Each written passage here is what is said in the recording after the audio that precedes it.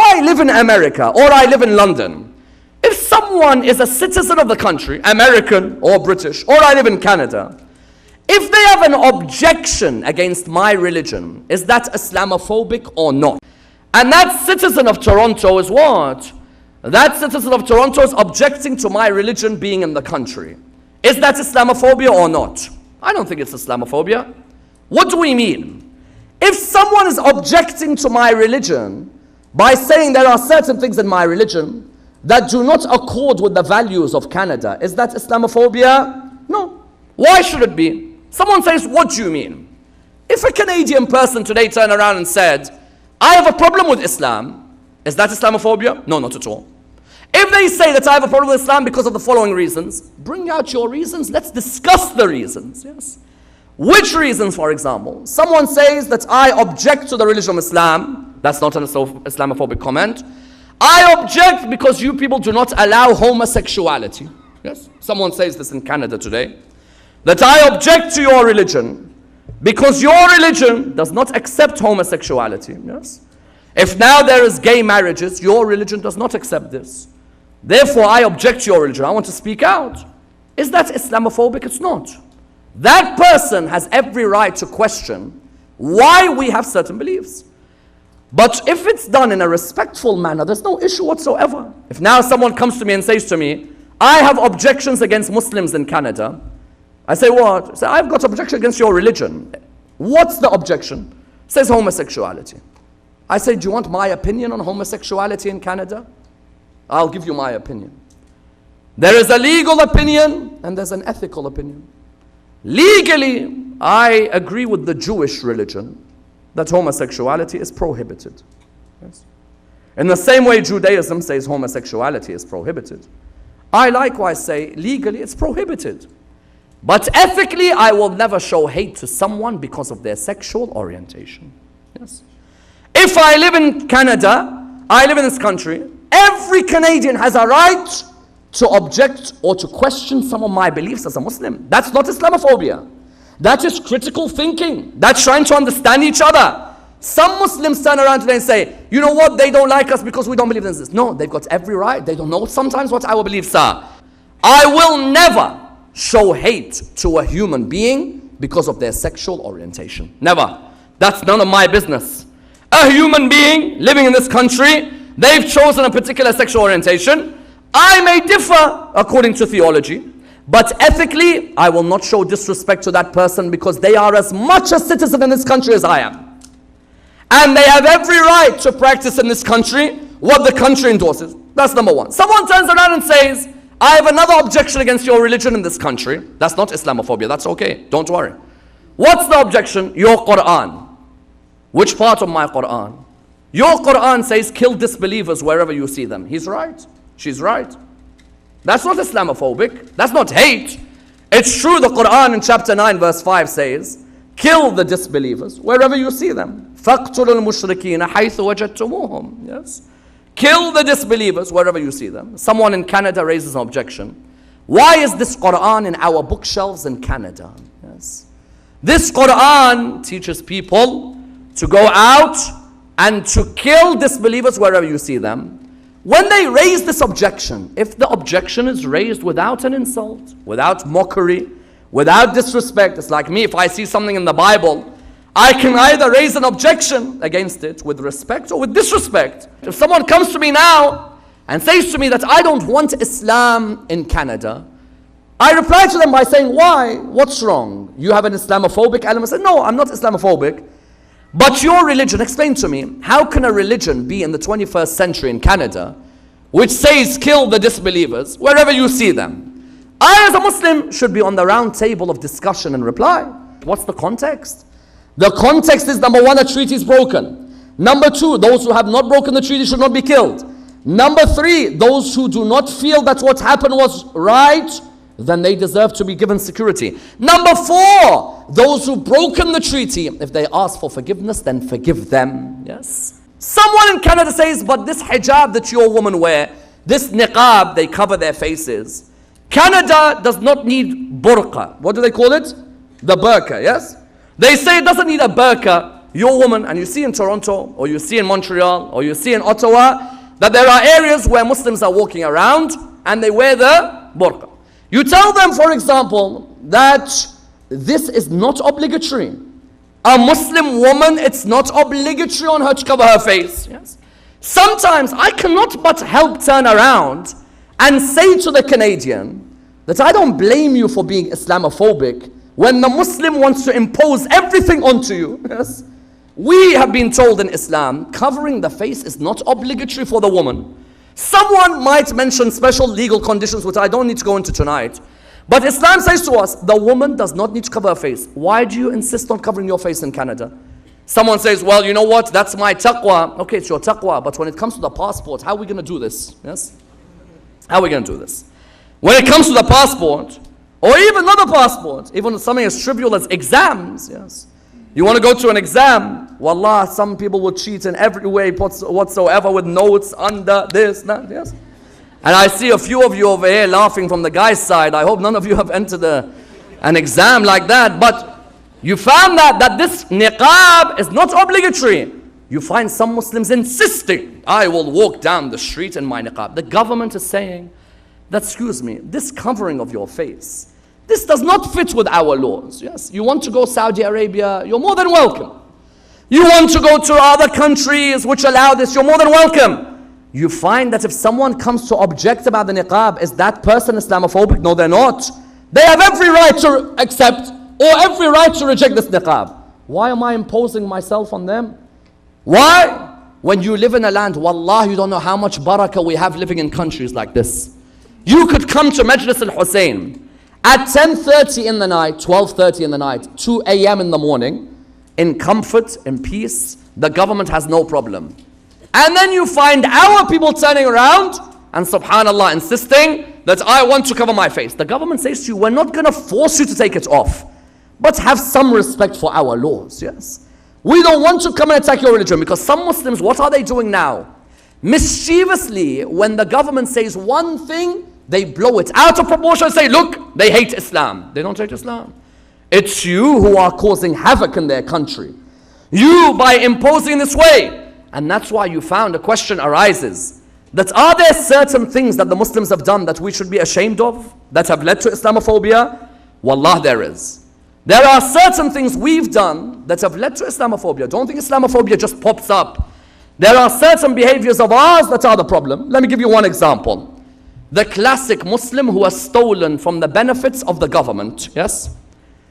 Comes to the council, the local council, I'm disabled. My back is broken. Every Iraqi has a broken back. I guarantee you. Every Iraqi in the world has a slip disc. If you meet any Iraqi father, he said, I have slip disc. Slip disc. That Muslim comes to the government. When the Muslim comes to the government, can you give me, I'm disabled. 3 days later, he's jumping for a football like you've never seen anyone jump. I thought you're disabled. Habibi, they stole our money in Iraq. I'm stealing their money back.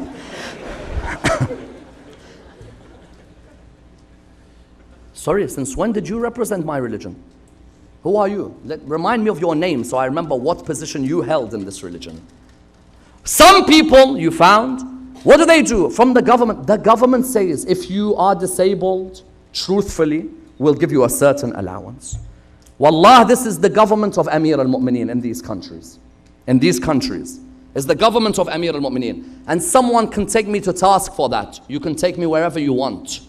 Amir al-Mu'mineen would be proud of countries like this. Yes. Why? Because someone who's disabled, wallah, in Iraq and in Middle East, we see someone who's disabled, we use them as a tool to laugh at in the wedding. There was a dwarf. Honestly, there was a dwarf in Najaf. Every wedding, they used to throw him on the table to dance. In this country, when they see someone and they see that that person is what? They see that that person is disabled. They say to you, look, there's a certain allowance. That person, thank you for the disabled. He takes it. 5 days later, swimming laps. 6 days later, throwing the hoop. 10 days later, running around for the bus when he misses. Why are you lying? Do you know what happens when the non-Muslim sees what you do to the image of Islam? That person has hate. That person says, I welcome these people to my country. Then you've got the second category of person. What does he do? The second category of person comes to you and says, can I have an allowance? Why? I have no job. So I need job seekers allowance. Yes. Give me job seekers allowance. He owns 15 supermarkets. How many? 15. But I have no job. Why you have no job? You know, it's hard to go out and work. So that supermarket, that supermarket, that supermarket. In Britain, they found 6 of the 10 who scammed the most from the welfare checks of the government, their names were Islamic names. You had your Muhammads, you had your Ja'fars, you had your Uthmans, you had your this, your that. Imagine, you named after Ja'far as-Sadiq, you behave like this. You're named after the Holy Prophet, you behave like this. You found that firstly, you've got the issue of us stealing from the welfare checks. Secondly, in Britain, what do you have? You also have, secondly, in Britain, the issue recently of sex gangs. Yes. They pick up young girls from poor places in Britain, English white girls, and they sell them off for sex gangs. They prostitute the girls, white girls. Later, when the British found this out, the British were in uproar. Why? Because you look at the names, you think that you have a war at Uhud. Yes. You look at each of the names on there, it's all names of companions. Yeah? Muslim after Muslim goes there as a refugee, begging for asylum in a non-Muslim country. You in your country are being disrespected. You in your country can't stand in a line without having to bribe. And you come to a country of decency, and you come and do this to the girls of that country. 14-year-olds, 12-year-olds put into prostitution by Muslims in the north of England. Wallah, Islamophobia will be there. Number 3, I can't blame them for being Islamophobia. Why? Because sometimes you look at those who claim to represent Islam and they're the most disgusting Muslims you'll ever find, yes? You look at these Wahhabi Salafis that we have, yes? Wahhabi Salafi, in their mosques in the West, he's getting money from the government, living in a government house, preaching that the government is shaitan. Why don't you go into your cave? Go to your cave. Who took you out of the cave? Or go to your Saudi, which you love so much. Go and live there. Especially the non-Saudi Wahhabi. Let's see how the Saudi looks after you. In the Middle Eastern countries like Saudi Arabia and others, you have to beg to become a citizen. And they'll never give it to you. Bahrain only recently started giving citizenship because the demographic was to be played with. Otherwise, where? Saudi Arabia is going to give you citizenship. Wallah, you can dream. Emirates, Dubai will give you, for example, they'll give you citizenship. They don't even look at you as a human being if you're of a different color. Kuwait will give you citizenship. If you're not born after a certain year, you have no chance whatsoever. And they don't mind calling you someone without citizenship. You find that these Wahhabis and Salafis have destroyed the image of our name. Sometimes I don't disagree that those who make Islamophobic comments in politics, I don't disagree that many of them are what? Many of them generalize, and that hurts us. I know that many of them have a problem with Wahhabism and Salafism, but I have the same problem as you have, yes? The same problem that you have with Wahhabism and Salafism, I have. The same people who are being killed by the Wahhabi Salafi bomb blasts, we are people who are being killed by Wahhabi and Salafi bomb blasts. But to generalize all was not fair. However, is it just the fault of the Muslims? No. Islamophobia also, as I said, sometimes the media outlets are also the cause of Islamophobia. Why? When you come to a discussion on Islam, you find who comes to represent Islam. I once said it in a discussion before. I said when you look at who represents Islam on some of these media outlets, all of them look like from the cast of Pirates of the Caribbean. Wallah al-Azim. Yani you get the atheist guy, trim, lovely, wearing a Dior suit and Louboutin, and he's come in looking sparkling with a Daytona and so on. He's looking the part. The Muslim looks like he's just come out of warfare and can just about speak the language. I asked the media, why you pick this guy? Is it because it sells? There aren't any of us who are able to speak eloquently about Islam. Why don't you call us to come and speak? Why is it that when it's the atheist coming to speak, you bring the most polished graduate from a Harvard or a Princeton? Yes. But when it comes to the Muslim, you think the guy has never spoken English in their life. Even I don't understand their Arabic, let alone their English. Yes? Their Arabic, I don't understand. And now you put them in the media. Of course you're going to have the bomb blasts. Why? Because the narrative you were playing was a narrative that was causing this. I lived in London for how many years? Yes. Every time they wanted to bring someone to speak about Islam, they used to bring Anjem Chowdhury. You remember Anjem Chowdhury? They bring Anjem Chowdhury. Fight the West, kill the kafir, kill the disbeliever, keep your woman at home. Lovely mirroring and the image of what is the stereotypical Muslim. You sell it, you sell it. When Manchester or Westminster happened, many of them said, look at Islam. But what you bought about Islam on TV, how could you complain? You could have bought an Islam that may not sell, but an Islam that would be a good Islam. An Islam that would be the real Islam. But sadly, in the media, you go and the people who come on the TV representing the religion, one's got a hook, the other's blindfolded, the other can just about speak the language. That person, when they represent Islam, naturally your average hillbilly sitting in their house, watching the television, will look and say, these Muslims are all crazy, yes? All of them are nutcases. Look at this guy. He looks like he's Johnny Depp, yes? You look at him and you think the guy looks nuts. Why is it you don't bring the eloquent people? Why don't you bring the people forth? And mind you, sometimes it's our own fault, not just theirs. Why? When our mosques are asked, who should you put on TV? Maulana.